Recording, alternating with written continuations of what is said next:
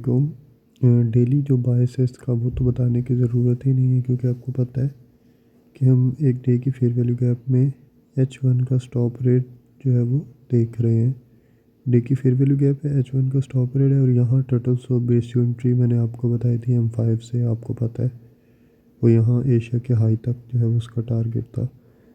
और जब भी मार्केट इस तरह एग्रेसिव मूव में होती है ना, तो आप इसमें अगेन कंटिन्यूशन के लिए किस तरीके से जा सकते हैं।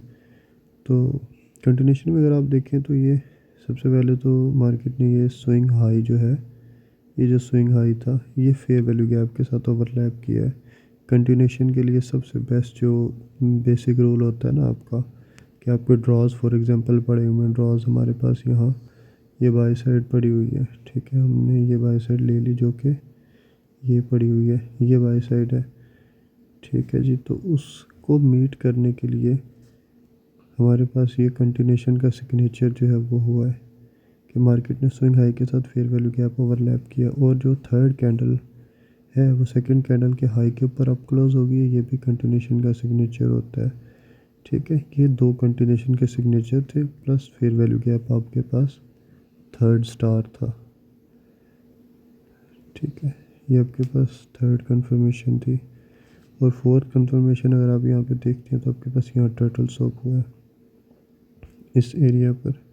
फेयर वैल्यू गैप के ऊपर ही मार्केट ने एक लिक्विडिटी बनाई, इस लिक्विडिटी को स्वेप्ट किया, तो यहाँ आपके पास कंटिन्यूशन में जो वो टर्टल सोप बेस्ड एंट्री थी। अगर हम 1 मिनट के ऊपर चले जाते हैं, 1 मिनट में आप देखते हैं कि ये जो एंट्री है क्या ये टाइम बेस्ड है। तो फॉर गोल्ड आप PM सेशन स्टार्ट करते हैं 130 से, तो 130 के टाइम पर मार्केट ने ये शॉर्ट टर्म लो बनाया, इसकी लिक्विडिटी ली, फिर शॉर्ट टर्म लो बनाया, उसकी भी लिक्विडिटी ली, और साथ H1 के फेयर वैल्यू गैप में टैप कर दिया, डिस्प्लेसमेंट दी। अब यहाँ से आपकी एंट्री ट्रिगर थी, किस जगह से, इस जगह से आपकी एंट्री ट्रिगर थी। यहाँ आपके पास मल्टीपल PDRS फॉर्म हो रहे हैं, हम सिर्फ और सिर्फ ऑर्डर ब्लॉक को ही अगर ले लेते हैं तो ये ऑर्डर ब्लॉक से आपका सेटअप था, इस ऑर्डर ब्लॉक से, ठीक है जी।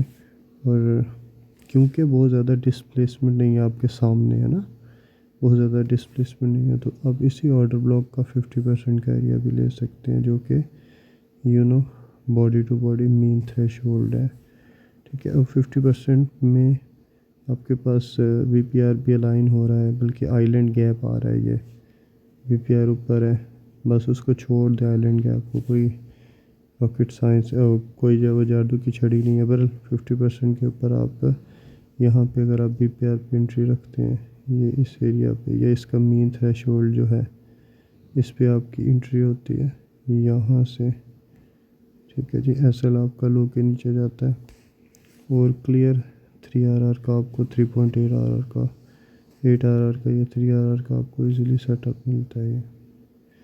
अब इसमें आप स्टैंडर्ड डेविएशन जो है वो अप्लाई कर सकते हैं 1 मिनट के ऊपर आकर, स्टैंडर्ड डेविएशन अप्लाई करके और अपने टारगेट्स ले सकते हैं। जैसे ये 2.5 की जो टेरिटरी थी, ये 2.5 की टेरिटरी, इस तक आप कैश कर सकते थे। चले हम 2 ही ले लेते हैं, और 2 की टेरिटरी में हमारे पास ये कंसोलिडेशन पड़ी हुई है, ठीक है, जिसको हम टारगेट कर रहे हैं, ये कंसोलिडेशन है,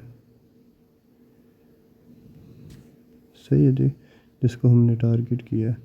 तो ये एक बहुत अच्छा सा सेटअप था, फिर मेरी ऐसे नज़र पड़ी इसके ऊपर, इस टाइम में एक्टिव नहीं था।